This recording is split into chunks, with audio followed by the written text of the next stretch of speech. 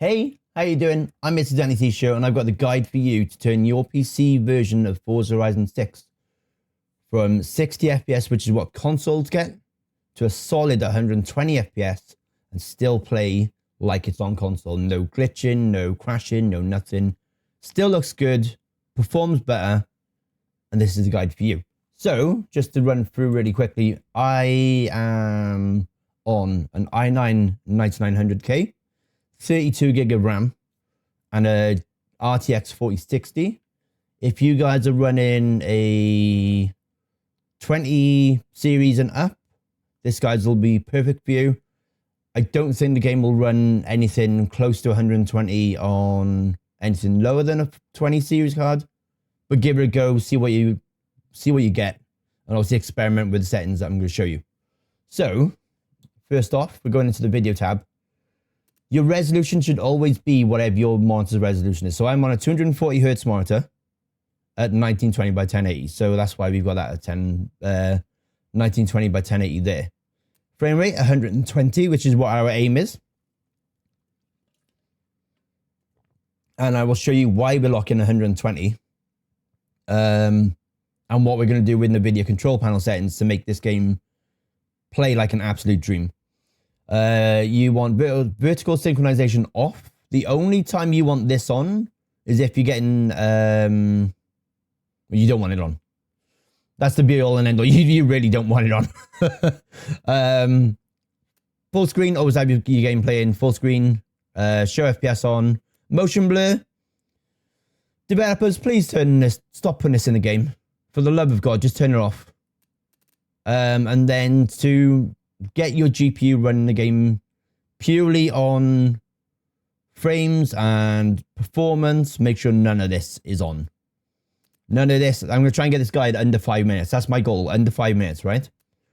AMD, turn all of this off. Make sure none of this is on.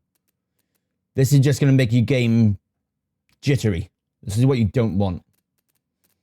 So we're going to literally just fly through that real quick. And now my wife decides to ring. Graphics and performance. Set this to low and work your way up. So I set it to low and then we kept everything on low from the bottom up. And then we changed stuff to, and I'll explain this in just a sec. I'm not going to pause my recording because my wife's ringing. And she's going to murder me when this video comes out. So, change this to low, work your way from the bottom. Make sure all of these on low. You can't turn motion blur quality off. I have tried. It won't do it. Lens effect, low. Volumetric fog quality, low. Particle effects quality, low. Deformable terrain quality, off. I did see a little bit of jitteriness with it on. Test it, see what you think. Audio quality, low. Shader quality, low. Ray tracing GI quality, off. Screen space reflection quality off. Night shadows off. And this is not one of those turn everything off to get best performance, by the way. We're going to show you the best part at the top. Car reflections quality low. Screen space reflections quality low. Ray tracing reflections quality off. This is the part that determines how your game performs. The majority of them are just little things with big GPU performance changes. Car level of detail, if you're running a 3060 or higher, try this on high. With medium and medium. If you're on a 2060 card, medium, low, low. That's your baseline. If you're 20 series card, go low. And so low on these two, medium on this one. If you're on a 3060 or higher, try high, medium, medium. I stream on YouTube. So I'm on a single build PC and I stream and I have no problems at all with this, with the settings in the control panel as well. So that's the graphics and performance tab. Really quickly, I'm just going to show you the game so you can see what it looks like and you go, oh, well, that actually looks decent. But I'll show you what makes it decent in the NVIDIA control panel settings in just a sec.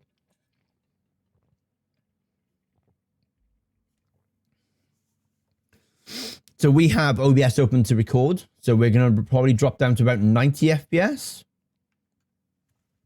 But this should be, you see the difference in the car and the performance and stuff. This game is absolutely gorgeous, by the way. Welcome back, Danny. Welcome back, Danny. We're going to drive.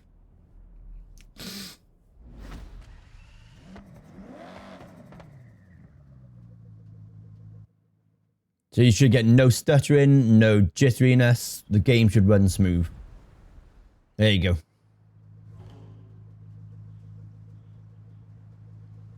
The car looks absolutely stunning. There's no like, no stupid jagged edges.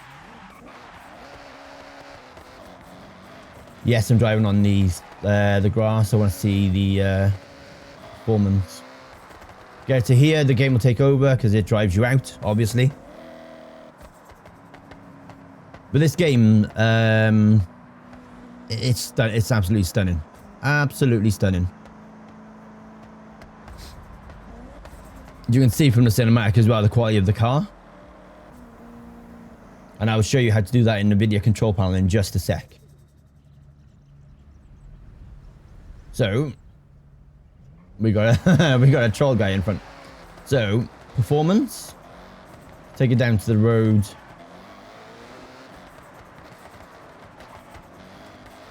You can see it, like the road isn't rendering in front of you. It's absolutely stunning. Like you can see it, the road's clean. Textures are there. Oh, I did clip the back of that car. But yeah, the game looks good, feels good. Now, I'm going to show you my NVIDIA control settings that make this game the way it is. I'm going to jump straight into that.